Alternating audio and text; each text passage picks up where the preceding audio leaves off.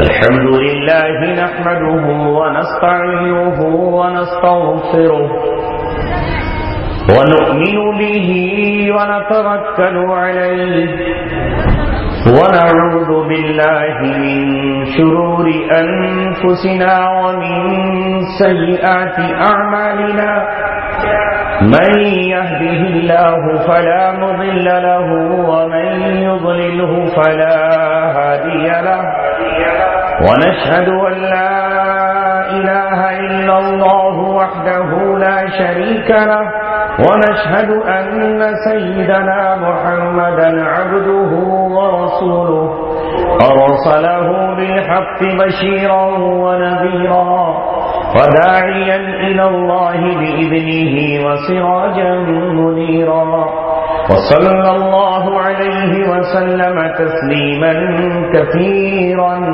كثيرا.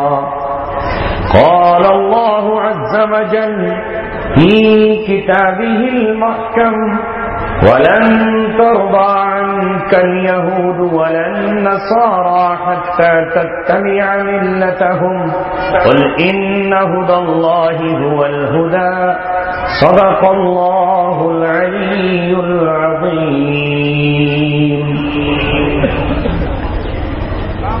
ستیزہ کار رہا ہے ازل سے تا امروز چراغ مصطفی سے شرار بو لہب. ہزار خوف ہو لیکن زباں ہو دل کی رفیق یہی رہا ہے ازل سے قلندروں کا طریق. میں اپنی خوش نصیبی سے آج ایک ایسے گاؤں میں حاضر ہوا ہوں جسے پنجیت کے نام سے جانا جاتا ہے اور اس کے ساتھ ہی ہندوستان کی تاریخ کا ایک سنہرا اور تابناک باب وابستہ ہے. آج افسوس اس بات پر ہوتا ہے کہ مسلم نوجوان نے اپنی تاریخ کو فراموش کر دیا. اس نے اپنے باپ دادا کی قربانیوں کو بھلا دیا. آج دنیا کی ہر قوم اپنے پرکھوں اور پوروجوں پہ ناز کر رہی ہے, ان کی داستانیں سنا رہی ہے, ان کے کاموں کو نوجوان نسل کے سامنے پیش کیا جا رہا ہے. اور بدنصیبی سے مسلم قوم کا حال یہ ہے کہ اسے تاریخ کے جھروکوں میں جھانکنے کی عادت ہی ختم ہو گئی ہے. اسے معلوم ہی نہیں کہ وہ کن کی اولادیں اور کس کے بیٹے ہیں. انہیں معلوم ہی نہیں کہ کس طرح ان کے باپ دادا نے اسلام کے لیے قربانیاں دی ہیں. وہ خودکشی کی صلیبوں پہ جھول جاتی ہے جو قوم اپنی روایت کو بھول جاتی ہے. میرے دوستوں اور نوجوان ساتھیوں, جس گاؤں میں آپ موجود ہیں, یہاں جانتے ہو آپ کو اللہ تعالیٰ نے کیسے شرف سے نوازا اور کس ہمت و جرأت کا آپ کو امام بنایا. جب میں آپ کے گاؤں میں آیا تو مجھے وہ زمانہ یاد آیا جب ہندوستان بھی نہیں بلکہ پورا عالم اسلام کراہ رہا تھا اور خصوصاً مغلیہ سلطنت کا چراغ بجھ چکا تھا اور برطانیہ کی شکل میں ایک ظالم بھیڑیے نے ہندوستان کو اپنے جبڑوں میں دبا لیا تھا. وقت یہ آ چلا تھا کہ بہادر شاہ ظفر کو دہلی سے گرفتار کر لیا گیا اور انہیں رنگون بھیج دیا گیا. پھر جو بھی مسلم قوت اور طاقت تھی اسے کچل دیا گیا. 1757 میں نواب سراج الدولہ جو بنگال کے حکمراں ہوا کرتے تھے, جو وہاں کے نواب ہوتے تھے, ان پر حملہ آور ہوا انگریز اور میر جعفر کی غداری سے.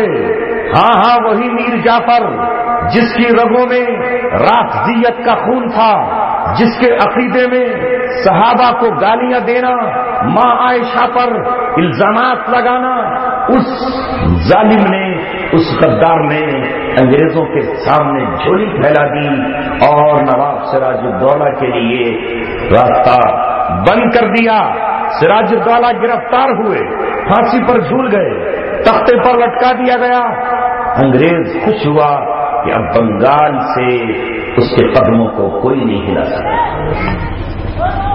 یہاں تک کہ اس کے بعد پھر جب میسور کی سلطنت اور میسور کی راجدھانی سے نواب حیدر علی نے انگریزوں کو للکارا اور پھر ان کے بیٹے نے 16 سال کی عمر میں تلوار اپنے کاندھے پر لٹکا کر انگریزوں کے مقابلے پر نکل کر ان کے دانت کھٹے کیے اور ان کے قدموں کو ہلا دیا اور بتایا کہ جب تک ہندوستان کی سرزمین پر صحیح مسلم حکمراں موجود ہیں وہ کبھی تمہارے سامنے جھولی نہیں پھیلائیں گے، مگر وہاں بھی ایک شیعہ اور رافضی ویر ثابت تھا جس نے سری رنگا پٹنم کے دروازوں کو کھول دیا۔ کاویری ندی کے پیچھے انگریز بیٹھا ہوا تھا، دروازے کھلتے ہی اس نے قلعے پر حملہ بولا، اور یہ وہ وقت تھا کہ جب سلطان ٹیپو کئی وقت کے بعد اپنے دسترخوان پر بیٹھے ہوئے تھے، جب انہیں یہ معلوم چلا، جب انہیں یہ پتا چلا کہ انگریز اندر داخل ہوا ہے، تو اپنی تلوار سنبھلی، اپنے گھوڑے کو ایڑ لگائی اور مقابلے پر نکل کھڑے ہوئے۔ ایک طرف توپوں کی گھنگھرٹ تھی، دوسری طرف سلطان ٹیپو کی تلوار انگریزوں سے مقابلہ کر رہی تھی۔ ان کے چاہنے والوں نے کہا سلطان واپس چلے جائیے، ان سے فرانسیسیوں نے کہا آپ کرناٹک کی سرزمین پر محفوظ قلعے میں چلے جائیے، مگر سلطان ٹیپو نے کہا او مجھے واپسی کا یا بھاگنے کا راستہ بتانے والوں، میں قرآن کا حافظ بھی ہوں، میں عالم دین بھی ہوں، میں نے اللہ کی کتاب میں پڑھا ہے کہ میدان جنگ سے آدمی سے 2 شکلوں میں راہ فرار اختیار کر سکتا ہے، ایک تو یہ کہ اسے کسی ٹکڑی کے آنے کا انتظار ہو، او متحیزا الی فئۃ، یا تو کسی دستے کے آنے کا انتظار ہو کہ وہ دستہ آ رہا ہوگا، پھر اس کے ساتھ مل کر میں حملہ آور ہوں گا، او متحرفا للقتال، یا وہ قتال کے لیے جنگ کے لیے پیترا بدل رہا ہو، مجھے کسی دستے کے آنے کی بھی امید نہیں اور میں پیچھے بھی ہٹ کر اب اپنے آپ کو بچا نہیں سکتا ہوں۔ لہذا انہوں نے وہ تاریخی جملہ اپنی زبان سے ظاہر کیا جو آج تک تاریخ کے دامن پر محفوظ ہے۔ انہوں نے کہا کہ میں نے بچپن میں اپنے باپ کے ساتھ جنگلوں کا سفر کیا ہے، میں اور میرا باپ وہ ہیں جنہوں نے تلوار پھینک کر اور اپنی کمان اور تیر کو باہر پھینک کر شیر کے جبڑوں میں ہاتھ ڈال کر کے اس کے 2 ٹکڑے کر دیے۔ تو اس انگریز کی اوقات کیا ہے؟ میں نے شیر کو بھی جنگل میں زندگی گزارتے ہوئے دیکھا ہے اور گیدڑوں کو بھی بلوں میں چھپتے ہوئے دیکھا ہے۔ شیر کی 1 دن کی زندگی گیدڑ کی 1000 سالہ زندگی سے بہتر ہے۔ اس وقت تک لڑتے رہے، اس وقت تک مقابلہ کرتے رہے جب تک تلوار ٹوٹ نہ گئی، اور جب گولا سینے پر لگا تو لبوں پہ مسکراہٹ تھی، ہاتھ میں تلوار پکڑے ہوئے تھے اور اپنی جان اللہ تبارک و تعالیٰ کے سپرد کر کے شہادت کا تاج پہنا۔ یہ 1799 18ویں صدی کا ختم ہونے میں 1 سال باقی تھا۔ یہی وہ زمانہ تھا کہ انگریز کافی دیر تک سلطان ٹیپو کے قریب نہیں آ سکا۔ اسے لگتا تھا کہ شاید یہ شخص ابھی زندہ ہے۔ ایک شخص نے انہیں مردہ سمجھ کر ان کا ہتھیار اٹھانا چاہا، اسے چھیننا چاہا، ابھی جگہوں میں جان باقی تھی۔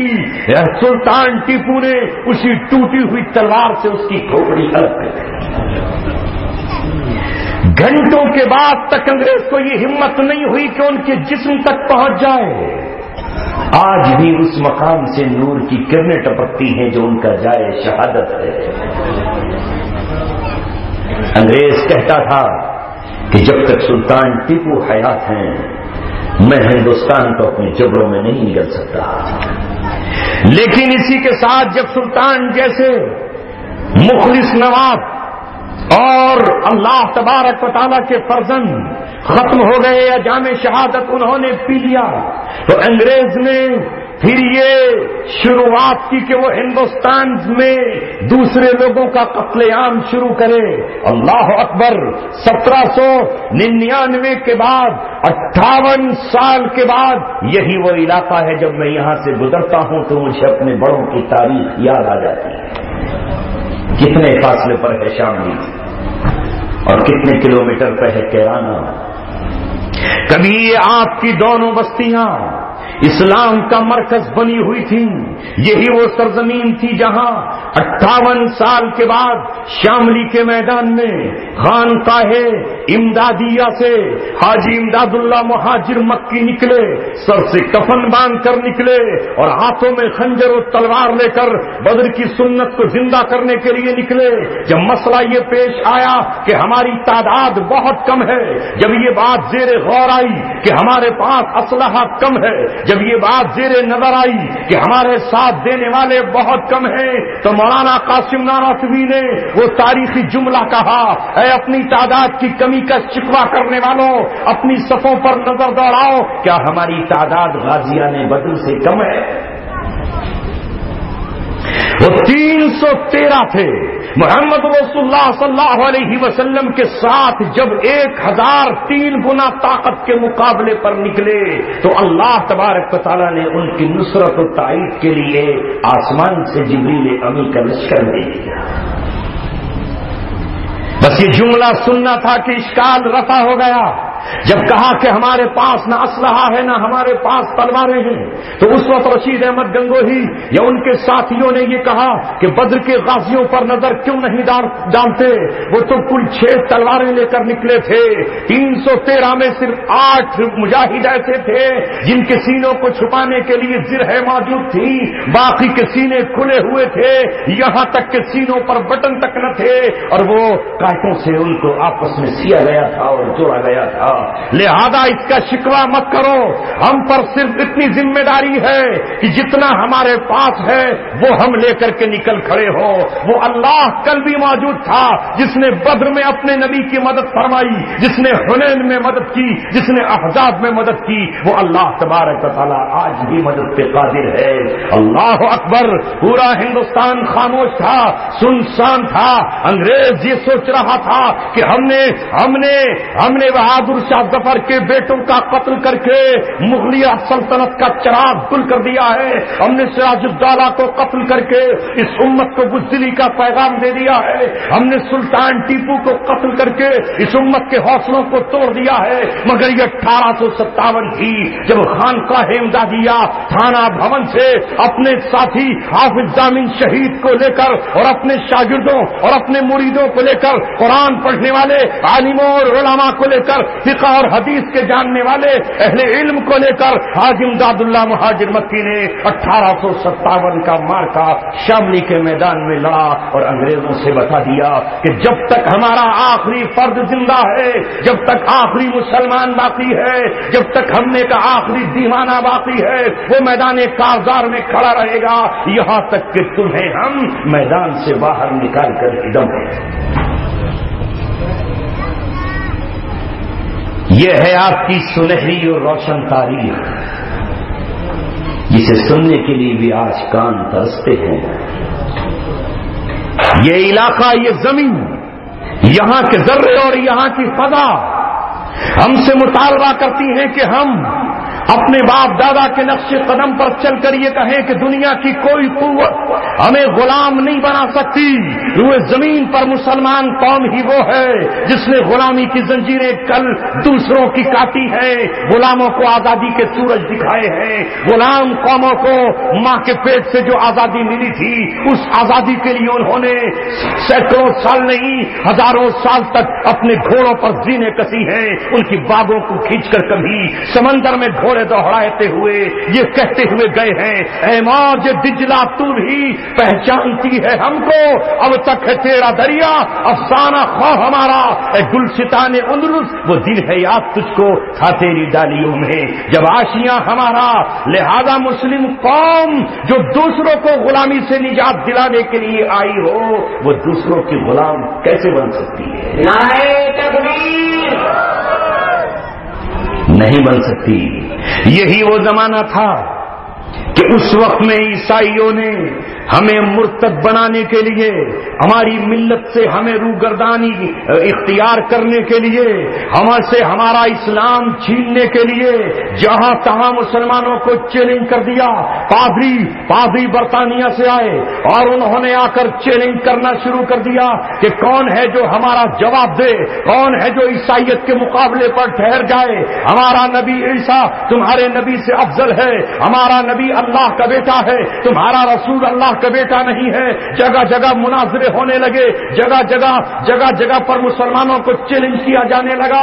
پورا ہندوستان ایسا لگتا تھا کہ عیسائیت کی چپیٹ میں چلا جائے گا، ایسا لگتا تھا کہ مسلمان ان کے مناظروں سے چکت کھا جائیں گے، مگر اللہ تبارک و تعالیٰ کی نظر اس وقت کیرانہ کے قریب میں رہنے والوں ایک ایسے شخص پر پڑی جس پر اللہ تبارک و تعالیٰ کی رحمتوں کا سایہ تھا، نام ہی اس کا رحمت اللہ تھا۔ اس رحمت اللہ نے اپنے ہاتھوں میں جو قلم تھاما تو یہ قلم انگریز کے لیے تلوار سے کم نہ تھا، یہ قلم نیزے کی نوک سے زیادہ کاری ثابت ہوا، اور اظہار الحق کے نام سے جو کتاب لکھی تو انگریز کے خیمے میں کھلبلی مچ گئی۔ ان کا کوئی پادری اور کوئی عالم اس کتاب کا اس دن سے لے کے آج تک جواب نہیں دے سکا ہے جب ہندوستان عیسائیت کے مذموم سائے میں جانے والا تھا تو عیسائیت کے باطل کے پردوں کو چاک کرنے کے لیے رحمت اللہ کی رانی اٹھے، اور جب انگریزی فوجوں نے انہیں پکڑنے کے لیے اپنے گھڑ سواروں کو دوڑایا تو انہوں نے ہجرت کی راہ اختیار کی، کیرانہ چھوڑا۔ اے پنجیٹ میں رہنے والوں، تم وہ صاحب دل تھے، تم وہ اہل دل تھے، تمہارے وہ باپ دادا تھے جنہوں نے رحمت اللہ کی رانی کو پناہ دے کر تاریخ ہندوستان میں اپنا روشن نام لکھا۔ مجھے ایک عرصے سے انتظار تھا کہ میں کبھی اس بستی میں جاؤں اور اس کے خاک کے ذروں کی مہک سے اپنے کو بھی باسعادت بناؤں۔ بہرحال آج حافظ فاروق صاحب کے دل میں اللہ نے یہ بات ڈال ہی دی کہ مجھے اپنے اکابر کا تذکرہ کرنے کے لیے انہوں نے یہاں بلا لیا۔ ہم جب بھی گزرتے ہیں اپنے ان محسنوں کو نہیں بھول سکتے جنہوں نے ہماری ایمان کے لیے محفوظ قلعے قائم کیے۔ 1857 کی جنگ میں علماء کے کھڑا ہو جانے کے بعد انگریز تلملا اٹھا، جل بلا اٹھا، اور اس نے اپنی توپوں کے دہانے کھول دیے، انہوں نے اپنی بیرلوں سے گولیوں کو عام کر دیا اور یہ حکم جاری کیا کہ ہندوستان میں جو شخص بھی تمہیں عالموں کی شکل میں مل جائے اسے گولیوں سے چھلنی کر دیا جائے، جو عالمانہ لباس میں ملے اسے ننگے بدن کر کے کوڑوں کی سزا اسے دی جائے، جو عالم تمہیں نظر آئے اسے قتل کر کے شہید کر کے اس کی لاش کو عبرت کے لیے پیڑ پر ٹانگ دیا جائے۔ 1857 کی جنگ کے بعد پورے ہندوستان کے مسلمانوں کے گھروں کے دروازے توڑ دیے گئے، یہاں تک کہ عالم پکڑ لیے گئے، کسی کو ذبح کیا گیا تو کسی کو زندہ جلا دیا گیا، کسی کے ہاتھ میں میخیں ٹھوک دی گئی تو کسی کا سر قلم کر دیا گیا۔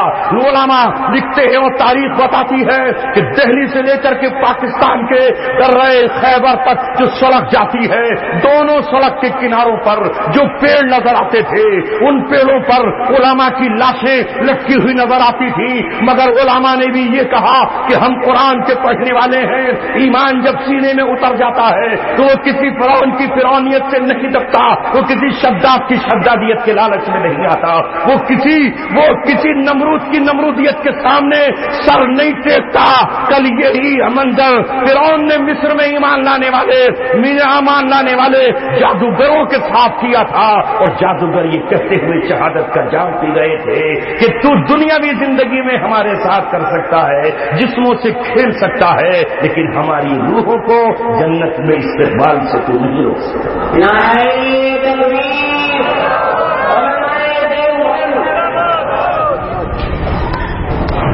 جب یہ حالات بنے انگریز سمجھ گیا کہ جب تک قرآن موجود ہے 484 آیتوں کی شکل میں مسلمانوں کو ابھارنے والی شہادت پہ آمادہ کرنے والی، جذبہ جہاد پیدا کرنے والی، جرأتیں پیدا کر دینے والی جب تک آیتیں موجود ہے، مسلمانوں کی انگیٹھیوں کو ٹھنڈا نہیں کیا جا سکتا۔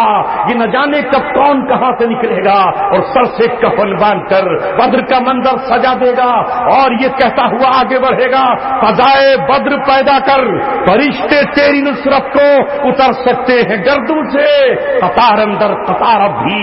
تو قرآن جلایا جانے لگا، قرآن چھینا جانے لگا، وہی منظر دہرایا جانے لگا جو اسپین میں دہرایا گیا تھا کہ وہاں مسلمانوں سے قرآن چھین لیا گیا، وہاں مسلمانوں کو مرتد بنانے کے لیے جبرن کوششیں کی گئی، مگر اللہ جزائے خیر دے ہمارے ان علماء کو جنہوں نے اپنا خون بھی دیا تھا اور اپنا مال بھی دیا تھا، اور جس طرح قید و بند کی زندگیاں گزاری تھی، گوانتانامو بے جیل کی طرح اس زمانے میں جزیرہ انڈمان کالے پانی کی سزا دی جاتی تھی، کالے پانی کی سزا اختیار کی، مگر حوصلے اور ہمتیں نہیں ہاری۔ بالآخر اکابرین جو شاہ ولی اللہ سے علمی وراثت حاصل کر چکے تھے، جو مجدد الفسانی کی روحانی بیٹے تھے، جن کے عزم نے اکبر کے دین کو ملیا میٹ کر دیا تھا، وہ بالآخر جمع ہوئے اور دارالعلوم کی شکل میں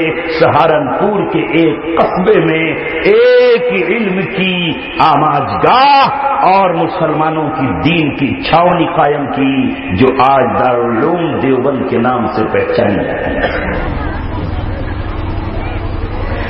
انہیں یقین تھا کہ سرے دست تو اب ہم میدانوں میں نہیں جیت سکتے، اس لیے کہ غدار بہت ہیں، میر جعفر کی اولادیں بہت ہیں، میر صادق کے بیٹے بہت ہیں، لیکن انہیں یقین تھا کہ یہ چھاونی مسلمانوں کے بچوں کو ایمان دیتی رہے گی، اسلام سکھاتی رہے گی، قرآن پڑھا جاتا رہے گا، لہذا قرآن کی حفاظت کے لیے ایک سینٹر پوائنٹ قائم کیا۔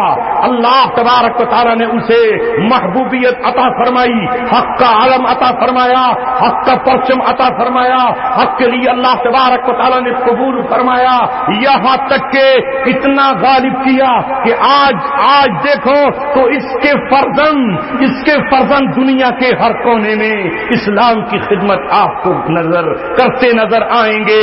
اس بزم جنوں کے دیوانے ہر رات سے پہنچے یزداں تک ہے عام ہمارے افسانے، دیوار چمن سے زندہ تک سوار سمارا ہے ہم نے، اس ملک کے گیسویں برہم کو یہ اہل جنوں بتلائیں گے کیا ہم نے دیا ہے یا نہیں۔ میں نے قرآن مقدس کی وہ آیت آپ کے سامنے تلاوت کی جس میں اللہ تبارک و تعالیٰ نے محمد رسول اللہ کے سر پہ تاج نبوت سجانے کے بعد، ان کو ختم نبوت کا صحرا دے دینے کے بعد، آپ کو خاتم النبیین کے لقب سے خطاب کرنے کے بعد آپ کو آگاہ کیا، آپ کے واسطے سے آپ کے صحابہ کو آگاہ کیا، ان کے بعد تابعین کو، پھر تبع تابعین کو، ائمہ مجتہدین کو، اولیاء کرام کو، شہداء عظام کو، صدیقین کو، اور قرآن پڑھنے والے ہر اس مسلمان کو اللہ نے آگاہ کر دیا، کبھی یہودیوں کو دوست مت بنانا، عیسائیوں سے دوستی کی پینگیں مت بڑھانا، انہیں اپنا ہمدرد اور وحیقہ مت سمجھنا، انہیں اپنا غمخوار مت سمجھنا۔ وَلَن تَرْضَىٰ عَنْكَ الْيَهُودُ وَلَا النَّصَارَىٰ، ہرگز یہودی اور عیسائی آپ سے راضی نہیں ہوں گے، حتیٰ تتبع ملتہم، یہاں تک کہ آپ اپنی ملت چھوڑ کر ان کی ملت کی پیروی کرنے لگے، یہ راضی نہیں ہوں گے۔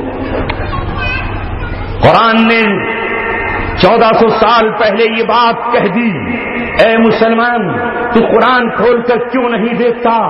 پچھلے 90 سال سے تقریباً اور 70 سال سے 1945 کے بعد سے 70 سال سے اب تک خصوصاً مسلم حکمرانوں نے انگریزوں کو خوش کرنے کے لیے کیا کچھ نہیں کیا، کیا کچھ قربانی نہیں دی۔ ان کا بنایا ہوا قانون اپنی عدالتوں میں نافذ کیا، ان کے اشاروں پر اپنی فوجوں کو مسلمانوں کا قتل عام کرنے کے لیے بھیجا، ان کے اشاروں پر اقوام متحدہ کے ممبر پیغمبر بن گئے اور قرآن کو اپنی پسے پش رکھ کر یہ کہا کہ اے انگریز اب ہم اپنے ملک میں تیرا قانون نافذ کریں گے، اے عیسائی اب ہم اپنی عدالت میں تیرا لکھا ہوا قانون جاری کریں گے، ہم اپنے بچوں کو تیری پوشاک پہنائیں گے، ہم اپنی بیٹیوں کو بے پردہ کریں گے، ہم اپنی تعلیم گاہوں میں عورتوں اور مردوں کو اکٹھا کریں گے۔ ان کو راضی کرنے کے لیے انہیں کہاں تک دعوت دینے لگے، یہاں تک کہ جب برطانیہ نے یہ کہا کہ اب یہودی فلسطین میں بسیں گے تو فلسطین میں لا کر کے بسا دیا گیا۔ جب انہوں نے یہ کہا کہ مسلمانوں اب تم متحد ہو کر نہیں رہ سکتے، ہم تمہارے ایک جسم کو، تمہاری ایک جان کو ہم 55 اور 56 ٹکڑوں میں بانٹیں گے، تو یہ مسلمان کہنے لگے بانٹ دو۔ کوئی بولا مجھے عراق دے دو، کوئی بولا مجھے سیریا دے دو، کسی نے کہا مجھے لبنان دے دو، کسی نے کہا کہ مجھے پاکستان دے دو، کسی نے کہا مجھے بنگلہ دیش دے دو، کسی نے کہا مجھے انڈونیشیا دے دو، دوسرے نے کہا مجھے ملیشیا دے دو، مگر تم راضی ہو جاؤ۔ مگر اے مسلمانوں آج 90 سال کے بعد غور کرو، آپ 70 سال کے بعد غور کرو، ان کا نصاب پڑھانے کے باوجود اپنی بیٹیاں ان کے ناچ گانوں میں نچوانے کے باوجود، ان کے اشاروں پر ان کے تلوے سہلانے کے باوجود کیا وہ مسلمانوں سے راضی ہو گئے؟ نہیں ہوئے، اپنی تیاریاں کرتے رہے۔ جب تک کہتے ہیں جب تک تمہارے گلے میں عیسائیوں کی صلیب نہ آ جائے تب تک ہمارا ٹکراؤ جاری رہے گا، تب تک ہم تم سے جنگ کرتے رہیں گے۔ جنگ کہاں ختم ہوئی؟ جنگ تو ہوتی رہی، مسلسل امت پچھلی کئی صدیوں سے میدان جنگ میں کھڑی ہے۔ یہ الگ بات ہے کہ ہندوستان میں زمینی طور پہ جنگ نہیں ہو رہی، مگر کیا ہندوستان ہی تو مسلمانوں کا مرکز نہیں ہے؟ یہ تو ایک خطہ، ایک ٹکڑا، ایک علاقہ ہے۔ ذرا عالم اسلام کی طرف نظر دوڑاؤ، ذرا افغانستان کی طرف نظر دوڑاؤ، ذرا آج یمن کی حالت دیکھو۔ آج یمن کے عدن شہر میں چپے چپے پر جنگ چل رہی ہے، قدم قدم پر خون کا دریا بہ رہا ہے، لاشوں کے ڈھیر لگے ہوئے ہیں۔ آج مسلم مائیں آبرو جا کے کہاں بچائیں؟ آج شیعیت کی پشت پر ہاتھ رکھ کر رافضیت اپنے ایجنٹوں کو آگے بڑھا کر یہودیت اپنی روٹی سیک رہی ہے، اور عیسائی ان کے کاندھے پر سوار ہو کر اہل سنت والجماعت کا خون ایسے پی رہے ہیں جیسے کوئی ظالم شیر کسی کی گردن میں اپنے جبڑے ڈال کر اس کا خون پیے۔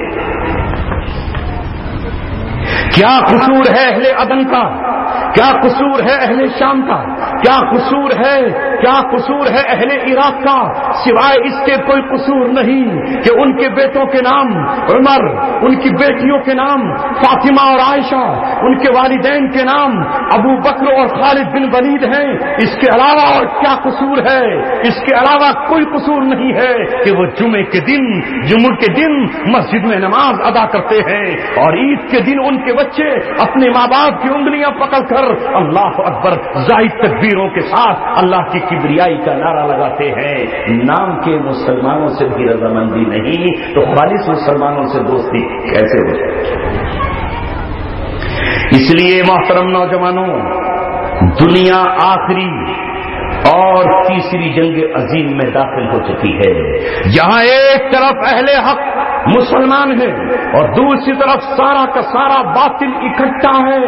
بات اب میڈیا پر سازش کی نہیں رہ گئی، بات اب ہمیں بدنام کرنے کی نہیں ہے، ہمیں دہشت گرد کہہ کر ہمارا خون حلال کر لیا گیا، یعنی دہشت گرد کہو اور ان کا خون پی جاؤ، دہشت گرد کہو اور انکاؤنٹر کر دو، دہشت گرد کہو اور انہیں قتل کر ڈالو۔ یہ سلسلہ آج تک جاری ہے۔ یہ کہہ کر تو نہیں قتل کر سکتے کہ ہم مسلمانوں کے دشمن ہیں، مگر لفظ دہشت گرد کہو۔ ہم آج پوچھنا چاہتے ہیں اس بچی کا کیا قصور تھا جس کا نام عشرت جہاں تھا، جو اپنے بھائیوں کا، اپنے گھر کا پیٹ ٹیوشن پڑھا کر کے چلایا کرتی تھی، مگر اسے راہ چلتے قتل کیا گیا، عشرت جہاں کا انکاؤنٹر کیا گیا، اور یہ کہا گیا کہ اے مسلمانوں، تمہارے جوان ہی نہیں، تمہارے کالج کے اسٹوڈنٹ ہی نہیں، بلکہ تمہاری لڑکیاں صدیاں تک دہشت گرد ہے جو قاتلانہ منصوبے بناتی ہے، انہی کی عدالت نے کہا نہیں وہ بے گناہ لڑکی تھی، اس کا انکاؤنٹر فرضی تھا، وہ اس کا خون جانا جانے کتنے IAS اور IPS ان کے آفیسران کے دامن پر لگا اور انہیں کال کوٹریوں میں لے کر چلا گیا۔ ابھی آپ نے خبر پڑھی ہوگی کہ حیدرآباد میں ایک ڈاکٹر کے ساتھ تقریباً 6 لوگوں کو قتل کر دیا گیا اور یہ کہہ دیا گیا کہ یہ دہشت گرد تھے جن کے ہاتھوں میں ہتھکڑیاں پڑی تھی، جو قید سے چھوٹ کر بھی نہیں جا سکتے تھے، ان کو قتل کر کے کہہ دیا گیا کہ یہ دہشت گرد ہے۔ یہاں دیکھتے ہی دیکھتے بیوی بیوہ ہو گئی اور دیکھتے ہی دیکھتے بچوں کے سر سے باپ کا سایہ چلا گیا اور کوئی پوچھنے والا نہیں ہے کہ محمد رسول اللہ کی بیٹیاں اور ان کے معصوم بیٹے کیوں ذبح کیے گئے۔ اسلام غمخواری کا نام ہے، درد کا نام ہے۔ رسول اللہ سے اگر وراثت میں ہمیں قرآن کی آیتیں ملی ہیں، وراثت میں اگر ہمیں حدیث ملی ہے، وراثت میں اگر ہمیں فقہ و تفسیر ملی ہے، ہمیں اگر سیرت صحابہ ملی ہے، تو محمد رسول اللہ کا ہمیں غم بھی ملا ہے، اس لیے کہ پوری دنیا کا مسلمان ایک جسم واحد کی طرح ہے۔ اگر پیر میں کانٹا چبھے گا تو آنکھ رو پڑے گی، دل سے آہ نکلے گی اور زبان سسکیاں لے کے رونے لگے گی۔ لہذا اگر دنیا کے کسی خطے میں کسی ایک مسلمان کے پیر میں خنجر نہیں، اگر کانٹے کی نوک چبھ جائے اور سوئی کا ایک نکوا چبھ جائے تو ساری دنیا کے مسلمانوں کے دل میں درد اٹھنا چاہیے کہ آخر یہ کانٹا کیوں چبھا ہے، یہ پھانس کیوں لگی ہے۔ آج پورا عالم اسلام ٹکڑے ٹکڑے کیا جا رہا ہے۔ اے میرے عزیزوں، میں نے رات بھی عرض کیا اور آج اس تاریخی سرزمین پہ عرض کر رہا ہوں، جہاں تم نے اسلام کے ایک غازی کو پناہ دی تھی، جہاں اسلام کے شیر کی آپ نے کفالت کی تھی، جہاں اپنے بازوؤں سے آپ نے انگریزی فوجوں کی سنگیروں کا مقابلہ کیا تھا اور رسول اللہ صلی اللہ علیہ وسلم کی اس حدیث پر عمل کیا تھا، من لم یغزو، جس نے جہاد نہ کیا، ولم یحدث به نفسہ، اور کبھی اس کے دل میں اس کی آرزو بھی پیدا نہ ہوئی، یا اس نے کسی غازی کی کفالت بھی نہ کی، یا اس کے بچوں کے ساتھ ہمدردی بھی نہ کی، تو وہ ماتا علی شعبۃ من نفاق، تو وہ نفاق کے ایک شعبے پر مرا۔ لہذا رحمت اللہ کیلانوی کی حفاظت کر کے انہیں پناہ دے کر انگریزوں کے ظلم کا نشانہ بن کر تم نے اپنے آپ کو نفاق سے علیحدہ کیا اور مسلمان ہونے کا سچا ثبوت پیش کیا۔ آج ایک بار تاریخ پھر مجھے اور آپ کو پکار رہی ہے، مجھے اور آپ کو دعوت دے رہی ہے، جو قلم سے اسلام کا دفاع کر سکتا ہو اور رحمت اللہ کی ران بھی بن جائے اور اسلام کا دفاع اپنے قلم سے کرے، جو زبان سے بول سکتا ہو وہ مولانا محمد علی جوہر کی طرح اپنی تقریروں اور خطبوں سے اسلام کا دفاع کرے، جو تلوار چلانے کا دھنی ہو وہ حاجی امداد اللہ مہاجر مکی اور رشید احمد گنگوہی اور قاسم نانوتوی کی طرح میدان میں دشمنوں کے دانت کھٹے کر دے، اس لیے کہ آج اسلام پر 6 طرفہ حملہ ہے، اس کے جسم پر بھی حملہ، اس کے وجود پر حملہ اور اسلام کے مرکز پر حملہ۔ عدن میں کون لوگ رہتے ہیں نہیں جانتے آپ، محمد رسول اللہ نے فرمایا یہ بات تیسری جنگ عظیم اور دجال میں لکھی ہوئی ہے، یہ بات امام مہدی کے دوست اور دشمن کتاب میں لکھی ہوئی ہے، آپ اس کو پڑھ سکتے ہیں۔ محمد رسول اللہ نے فرمایا عدن ابین سے اسلام کے مددگار اٹھیں گے۔ آج ان اسلام کے مددگاروں کو ختم کرنے کے لیے پھر وہی تاریخ دہرائی جا رہی ہے جو کل بغداد میں ایک شیعہ رافضی خلیفہ معتصم باللہ کا وزیر بن گیا اور وزیر بن کے ان کے قریب ہو گیا۔ انہوں نے اس پہ اعتماد کیا، اعتماد کرتے ہوئے اس نے فوج کو گھٹانا شروع کر دیا، گھٹاتے 10,000 جب فوج رہ گئی تو اس نے تاتاریوں کو دعوت دی اور کہا کہ اب بغداد کی اینٹ سے اینٹ بجا دی جائے، اینٹ سے اینٹ بجا دی جائے۔ لہذا تاتاری فتنہ تاتار کی شکل میں ہلاکو خان اور چنگیز خان کی قیادت میں بغداد کی سڑکوں پر اترے اہل سنت والجماعت کی طاقت ٹوٹ چکی تھی. خلیفہ معتصم باللہ کو بات کرنے کے ذریعے بلایا گیا اور اسے چٹائی میں لپیٹ کر کے آگ کے حوالے کر دیا گیا, اسے دھواں دے کر مار دیا گیا. اور اس کے بعد جو بغداد میں قتل عام ہوا ہے اس قتل کی داستان لکھتے ہوئے ابن کثیر طرف جاتا ہے اور کہتا ہے اب آگے قلم کو سکت نہیں ہے, جو کچھ وحشیانہ پن وہاں ہوا اسے لکھنے سے میرا قلم قاصر ہے. میں نہیں بیان کر سکتا کہ کس طرح کنویں لاشوں سے پاٹ دیے گئے, کس طرح عورتوں کی آبروئیں دن دہاڑے لوٹی گئیں, کس طرح ان کے بچوں کو ذبح کر کے ان کے کلیجوں کو دانتوں سے چبایا گیا. اتنا قتل عام ہوا کہ لاشوں کا ڈھیر لگ گیا, اٹھانے کے لیے کوئی موجود نہ تھا. جب لاشیں سڑی تو اس کی ہوا جو چلی تو اس ہوا کے چلنے سے ملک شام میں وبا ہے. اتنا قتل عام ہوا. کس نے کرایا؟ ابن القمی جو وزیر تھا معتصم باللہ کا. حالانکہ معتصم باللہ اپنی غیرت کے لیے تاریخ اسلام کا مشہور بادشاہ ہے. اس کا واقعہ سنا کے بعد ختم کرتا ہوں کہ کل ہمارے حکمرانوں کی نظر میں ایک مسلمان کی آبرو کا کیا مقام تھا, کتنی غیرت و جرأت تھی, کتنی ہمت و بہادری اور دلیری تھی. دور دراز عیسائیت کے ایک کونے میں کھڑے ہو کر ایک مسلمان باندی کے تھپڑ پر ایک عیسائی حکمران نے زوردار تماچا رسید کیا, کیونکہ وہ طاقت کے نشے میں چور تھا, وہ اپنی فوج اور قوت پہ نازا تھا. جب اس کے ماتھے پر چانٹ لگا تو اس عورت کے دل سے آہ نکلی جیسے کمزور بچے کو کوئی طاقتور بچہ مارے تو وہ ماں کہہ کر پکارتا ہے, ماں مجھے بچا لے. لہذا مسلمانوں کا امیر مسلمانوں کا باپ بھی ہوتا ہے, وہ ان کی ماں ہوا کرتا ہے, وہ ان کا مرشد بھی ہوتا ہے, وہ ان کا مربی بھی ہوتا ہے, وہ خلیفۃ المسلمین ہو کر ہر ایک کی ولایت کا حق رکھتا ہے. زیادہ اس عورت کی زبان سے تڑپتے ہوئے واہ معتصمہ نکلا, او عباسی خلیفہ تو بغداد میں بیٹھا ہے اور تیرے اسلام کے ناطے سے ایک بہن کے چہرے پر تھپڑ مارا جا رہا ہے. جب اس نے معتصم کو پکارا تو اس عیسائی نے ایک اور زناٹے دار تماچا اس عورت کے گال پہ رسید کر کے کہا, او پگلی, او دیوانی عورت, معتصم کو پکارتی ہے, معتصم یہاں کہاں آ جائے گا؟ اسے مجھ تک پہنچنے کے لیے ابلق گھوڑے چاہیے جو معتصم کے پاس نہیں ہے. اللہ اکبر. غیرت مند جوان اس زمانے میں کیسے تھے؟ آج تو بغیرتی چوڑیاں بن کر ہمارے ہاتھوں میں داخل ہو گئی. کان چھدانے لگا مسلم نوجوان, زلفیں رکھ نہیں بلکہ چوٹیاں رکھانے لگا مسلم نوجوان, ہاتھوں پر مہندی لگا کر وہ جو عورت بننا پسند کرتا ہے. کوئی بھائی نے جب یہ منظر دیکھا اپنے گھوڑے کو ایڑ لگائی, معتصم کے دربار میں پہنچا. معتصم ایک ان پڑھ خلیفہ ہے. اس نے کہا, یا خلیفۃ المسلمین, اے مسلمانوں کے امیر, میں ایک بہن کی دردناک چیخیں تجھ تک پہنچانے کے لیے آیا ہوں.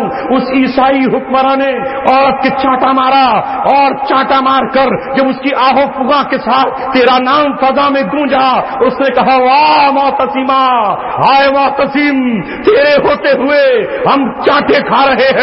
تو تیرا نام سن کر اس نے ایک اور چانٹا مارا اور کہا کہ معتصم تیری مدد کو نہیں آ سکتا, یہاں آنے کے لیے اسے اب لگ گھوڑوں پر سوار ہو کے آنا پڑے گا, جو قوت اس کے پاس نہیں ہے.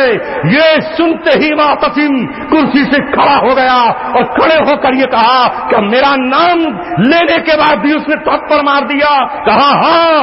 اسی وقت اٹھ کر وزیر خزانہ سے کہا, سارے خزانے کے دروازے کھول دو, ساری دنیا سے ابلک گھوڑے لاؤ جن کی پشت پر سوار ہو کر معتصم باللہ اپنی بہن کو انصاف دلانے کے لیے اور اسلام کا قانون انصاف قائم کرنے کے لیے عیسائی اس قلعے کی چاروں طرف سے گھیرا بندی کرتا.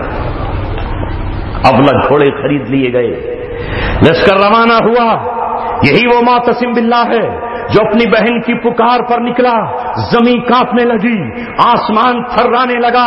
چاروں طرف سے اس قلعے کو جا کر جب گھیرا تو اس سے پہلے ہی اس حکمران نے قلعے کے باہر پانی چھوڑ دیا, خندقیں کھود دی اور آرام سے قلعے کی فضیلوں پر تیر لے کر بیٹھ گئے.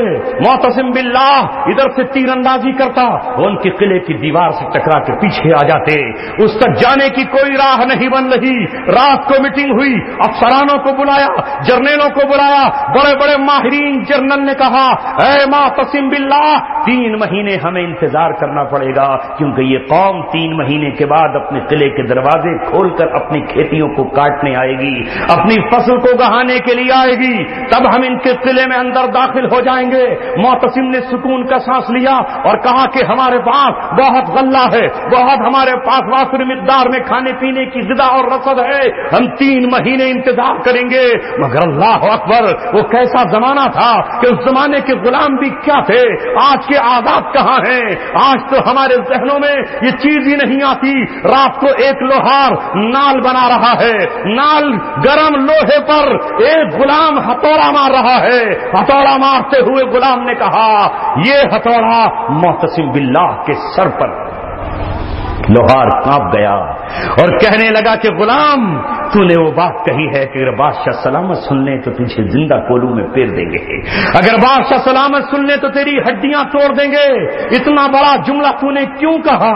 غلام نے کہا اے میرے آقا، میں معتصم کی عقل پہ حیرت زدہ ہوں کہ وہ 3 مہینے انتظار کرے گا. 3 مہینے میں تو عیسائی بہت کچھ طاقت حاصل کر لیں گے، ممکن ہے کوئی اور بادشاہ اس کی مدد کر دے اور وہ ہم پہ حملہ آور ہو جائے.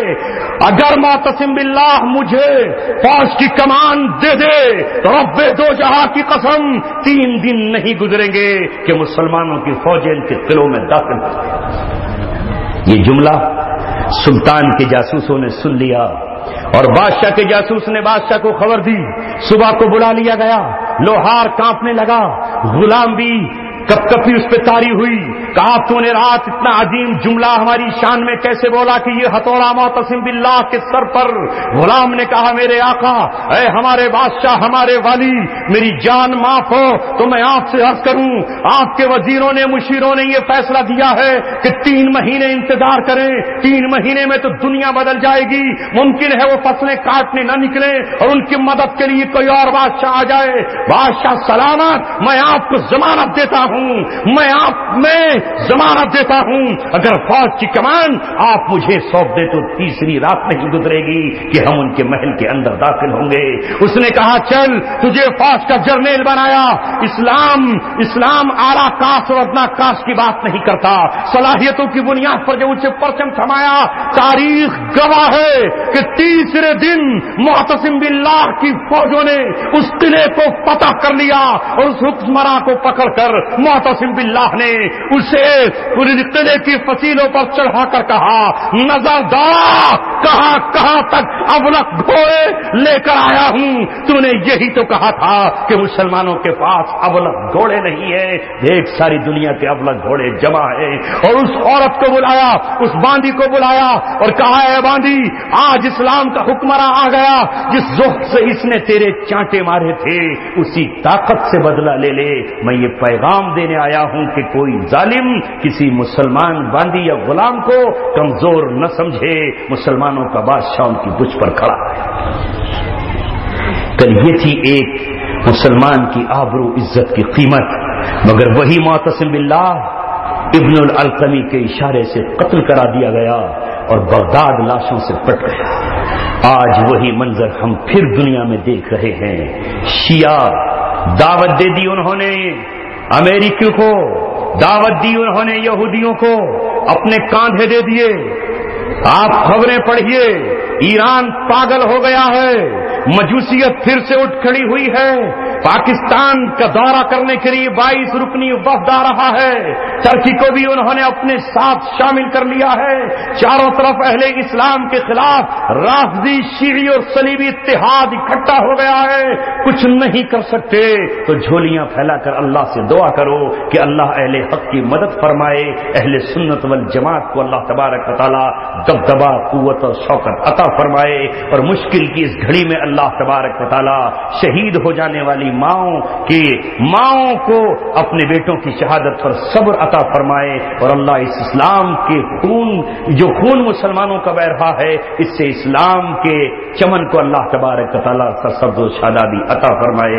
وآخر دعوانا الحمدللہ رب العالمین۔ ماشاءاللہ، یہ مولانا بڑا ہی ولولہ فرما رہے تھے۔ اب یہ پروگرام بالکل